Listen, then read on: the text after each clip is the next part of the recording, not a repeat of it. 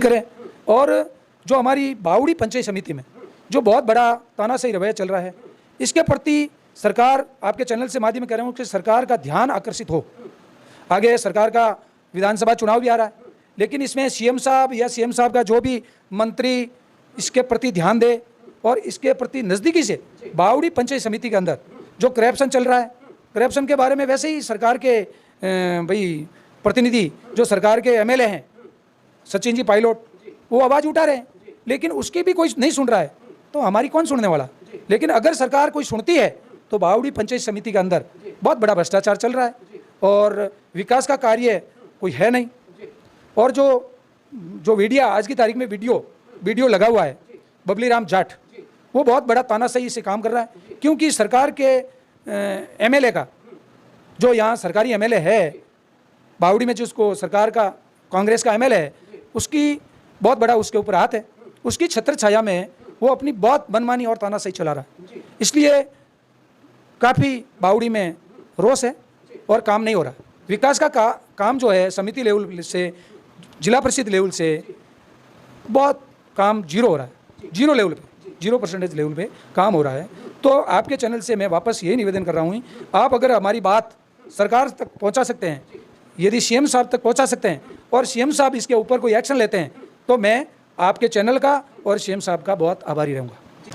नमस्कार, आप देख रहे हो राजस्थान ग्रामीण लाइव। मैं आपके साथ संवाददाता वीर सिंह। तो आज हम पहुंच चुके हैं ग्राम पंचायत लवेरा कला पंचायत समिति बावड़ी जिला जोधपुर। जो यहाँ के सरपंच हैं श्रीमती जी लीला जी, उनके सरपंच प्रतिनिधि के रूप में मेरे साथ जुड़े हुए हैं अर्जुन राम जी खदाब। तो इनसे आज खास मुलाकात के अंदर बात करेंगे, क्या मुद्दे हैं, क्या मसले हैं, किन उद्देश्यों को लेकर चुनावी मैदान में आए थे। जैसे कि इनका 2.5 साल का कार्यकाल भी पूर्ण हो गया, अपने विकास कार्यों पे बात करेंगे। जो अभी महंगाई राहत कैंप चल रहा है इसके बारे में बात करेंगे। पहले तो सरपंच साहब, हमारे चैनल में जुड़ने के लिए आपका बहुत बहुत स्वागत है। धन्यवाद। सबसे पहले तो सरपंच साहब, हम आपका राजनीतिक परिचय जानना चाहेंगे, कितने लंबे समय से राजनीति में हो? सर, हमारा राजनीतिक परिचय के रूप में मेरी पुत्र वधू ग्राम पंचायत लवेरा कला से फर्स्ट बार सरपंच जीती है 28 सितंबर 2020। उसके बाद में मेरा 2.5-3 साल का कार्यकाल रहा है। वो मैं सिर्फ जो सरपंच बना, जनता की पहले भी मेरे हिसाब से जो मेरी बनती थी मैं सेवा करता था और आज भी सेवा के रूप में काम कर रहा हूँ। इसके बाद में जो राजनीतिक था, राजनीतिक में मेरे परिवार से कोई पहले राजनीति में नहीं था। मैं पहली बार मेरी पुत्र वधू सरपंच जीती। और सरपंच साहब, बात करें, आपको ऐसा सबसे बड़ा मुद्दा क्या लगा जिसकी वजह से आपको चुनावी मैदान में आना पड़ा और आपने ये सोचा अगर हम मेरी पुत्र वधू अगर यहाँ से सरपंच बनती है सबसे पहले इस समस्या का समाधान करेंगे, ऐसी कोई समस्या सर? मेरा ऐसा कोई मुद्दा नहीं था, लेकिन हमारे ग्राम पंचायत लवेरा कला में मूल रूप से 2 गांव थे, लवेरा कला और कजनव खुर्द। और हमारे कजनव खुर्द से पहले भी सरपंच कैंडिडेट के रूप में चुनाव लड़े थे 3-4 बार, उसको निराशा हाथ लगी। और मैं इस 2010 से चुनाव लड़ा था ग्राम पंचायत लवेरा से, मेरे को भी निराशा हाथ लगी। 2015 में चुनाव लड़ा था, बहुत कंपटीशन में आकर के मात्र 4 मतों से निराशा हार पले लगी मेरे को। उसके बाद में मैंने एक ठान लिया था कि लवेरा ग्राम पंचायत से गजनव खुर्द में एक बार भी कोई सरपंच नहीं जीतता है तब तक मैं चुनाव लड़ता रहूँगा। तब ग्राम पंचायत लवेरा कला की जनता ने अच्छे सोच करके कि एक बार इनको भी सरपंच जिता दिया जाए। तो ग्राम पंचायत लवेरा कला में गजनव खुर्द में पहली बार सरपंच लीला जीती है।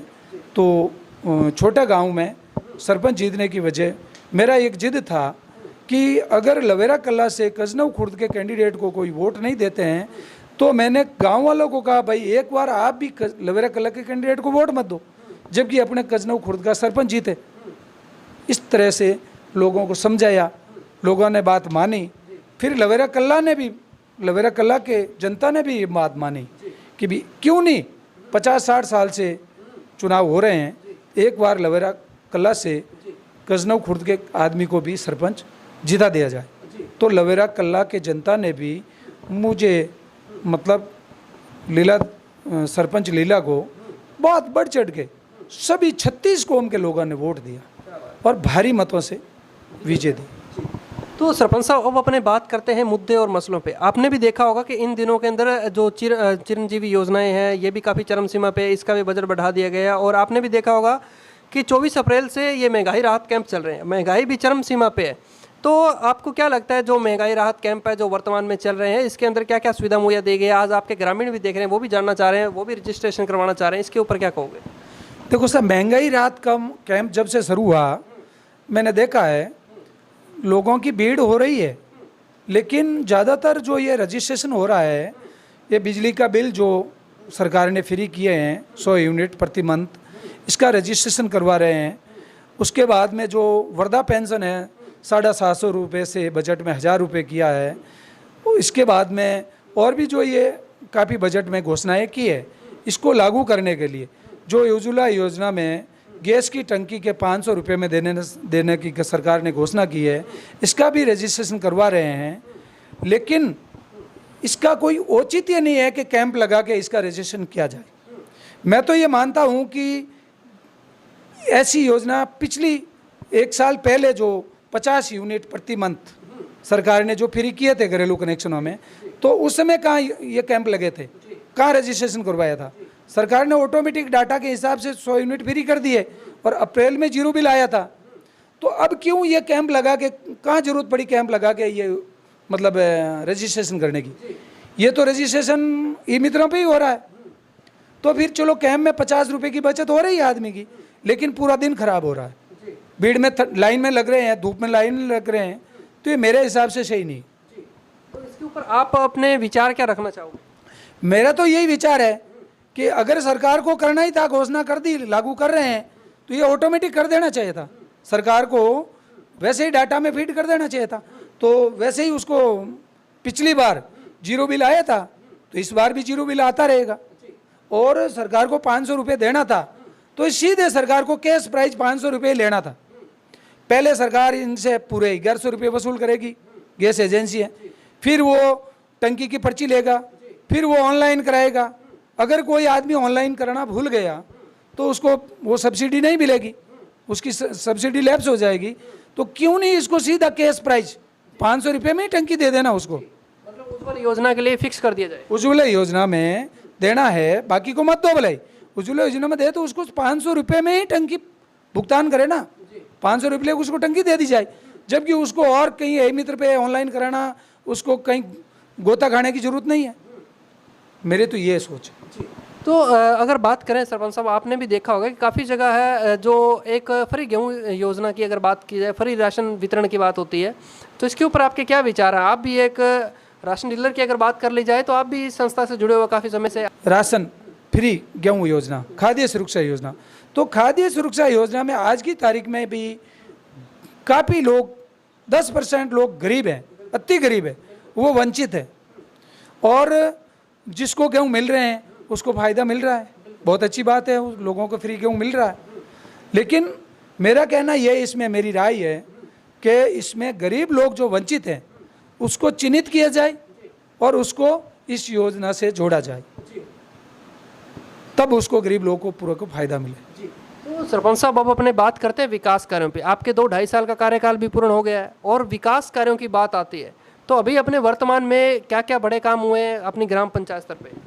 देखो सर, हमारी ग्राम पंचायत योजना में जो सरकारी बजट आ रहा है उससे मैंने काफ़ी काम कराए हैं, जिसमें 3-4 इंटरलॉकिंग कराई है मैंने, सरकारी काम सार्वजनिक काम करवाए हैं, 3-4 ग्रेवेड रोडें बनाई है, नहीं ये भाई इंटरलॉकिंग रोडें बनाई है।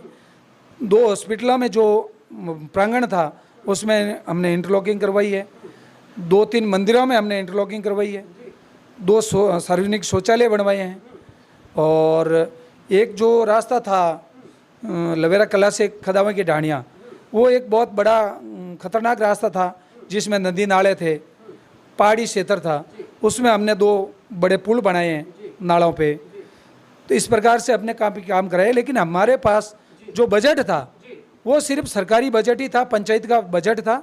बाकी हमारे को एक एमएलए से 7 लाख रुपए का एक इंटरलॉकिंग रोड का काम मिला था, जो हमने कजनव खुर्द में रोड से विद्यालय, सीनियर विद्यालय तक करवाया है। उसके बाद में हमने न तो पंचायत समिति से हमारे को बजट मिला है, न हमारे को जिला परिषद से मिला है। इसमें सरकार की तानाशाही मानो, चाहे पंचायत समिति के बीडीओ की तानाशाही मानो, हमारा काम न तो आगे फॉरवर्ड किया जा रहा है।